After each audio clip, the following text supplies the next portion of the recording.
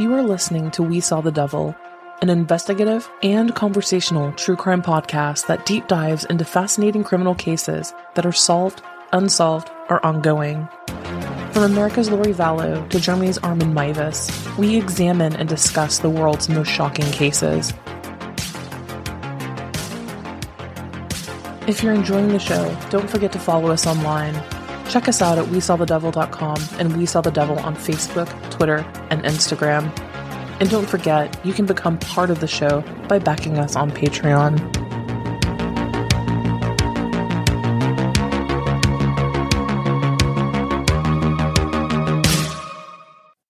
Hello everyone, you are listening to We Saw the Devil. I'm Robin, and I'm here with a breaking news update in the Eliza Fletcher case. Episode 3 from the Criminal Musicians Norwegian Black Metal will be coming out later this week. This episode is far more important to get out. Many of you are aware there has been an active abduction case as of Friday morning. 34-year-old Eliza Fletcher, a kindergarten teacher from Memphis, Tennessee, was abducted Friday morning at 4:30 a.m. while out on a jog. Liza, as she is affectionately known to her family and friends, is a married mother of 2 children. She married her husband, Richie Fletcher, in 2014 in a large ceremony, and they have 2 sons. He works as a dealership manager for a Memphis boat center and was previously a Coast Guard mechanic. She's also the granddaughter of hardware businessman Joseph Joe Orgel III, who died back in 2018.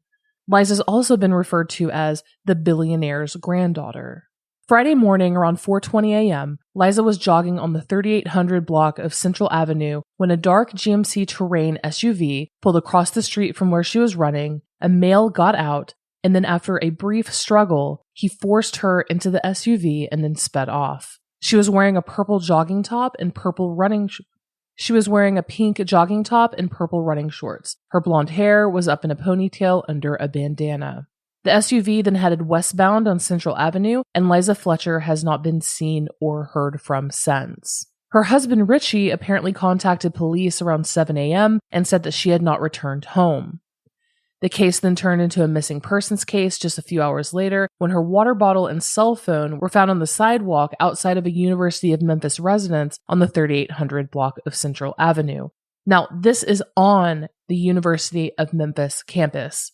I am from Tennessee. I am very familiar with Memphis, and this particular block here is actually on campus. I do not care what anyone in the news says. Police were immediately able to obtain security camera footage of Liza being abducted, and that's how they saw exactly what had transpired. Now, the case immediately went national, even international. It's not every day that there's actual security footage of a woman being abducted right off the street. So later Friday afternoon, police descended upon the Fletcher house and they were seen impounding a Jeep Grand Wagoneer, which was Liza's personal vehicle. They also took a laptop, a pair of gardening shears, and several other bags of evidence from the home. Now, this is not necessarily abnormal. This can be done for a variety of reasons. Forensic markers in terms of if they did find remains or did find the body for identification purposes, laptop, communication logs, things like that.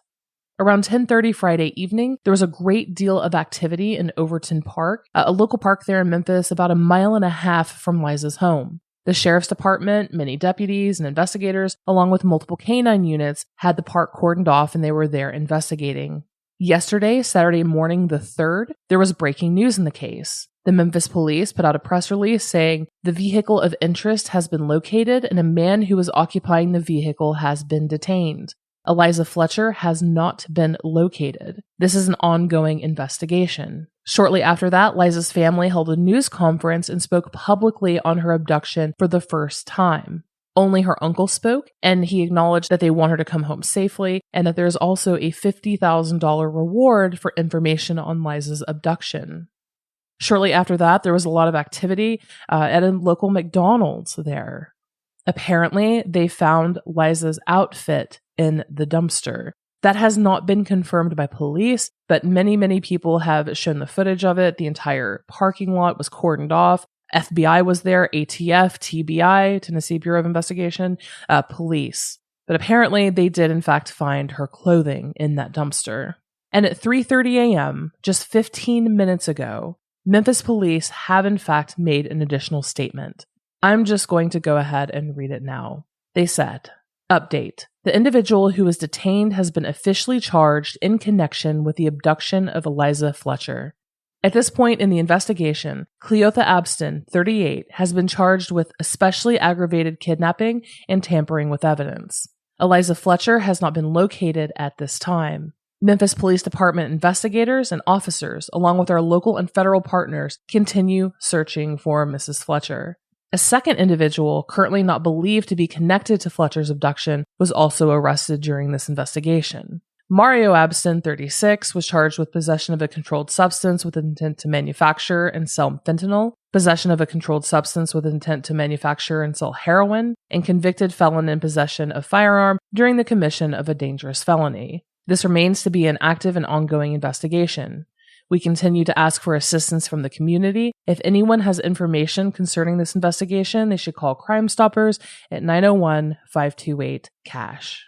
So it does seem that they have arrested one person so far in relation to this case. I know that the speculation, the rumor mill was absolutely crazy on this one right out of the gate. And I think this has kind of become commonplace, especially for a lot of people who follow true crime quite closely, is that obviously the number one suspect is the spouse, right? So immediately everyone started pointing the finger at Richie Fletcher. Someone somewhere posted a tweet that said Memphis locals, say it was him plus the nanny. They were having an affair, and that went viral. So this is just your casual reminder to only trust sources that are related to law enforcement or made by the family itself. Because in the age of Reddit, Facebook, the internet, Twitter, social media, look at what happened in the Gabby Petito case. Also, look what happened in the Lori Vallow case. Rumor mills get started and they don't stop, and it can really actually mess up an investigation. Not even going to lie, I know myself, obviously that's where my mind goes, is obviously the husband first, in particular in this case, because Liza Fletcher's grandparents, they're billionaires. The family is very affluent, very well known. You gotta wait until the evidence comes out, and it seems like the evidence is definitely not pointing in that direction at the moment.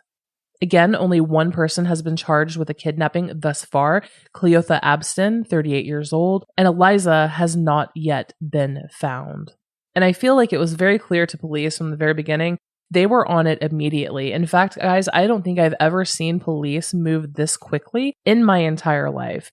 The police remained fairly tight-lipped over the last 48 hours, but it seems like CCTV footage, the security footage maybe from the University of Memphis may have helped, but they were laser focused and they do have one arrest. I think I can speak for all of us when I say that hopefully she is found safe and sound. That being said, since there is one person who's been charged so far and another suspect has not been apprehended, ladies, again, this did in fact happen on the University of Memphis campus. There's a reason why it teeters between number 1 and number 2 being the most dangerous city in America. Memphis is not a safe city. So ladies, again, this was on the University of Memphis campus, and only one person has been charged in this crime so far. Just always, regardless of where you are, watch your surroundings. If you're jogging, especially early in the morning, preparing for that marathon, trying to get an extra, little bit of exercise in, extra reps, whatever, be careful. Watch your surroundings. I know that when I go for runs and stuff, I don't, especially in public places, I don't like putting in my earbuds. I like being able to hear my surroundings. So just, as always, stay safe and be careful. And I will, of course, provide updated breaking news when it happens in this case. Until next crime.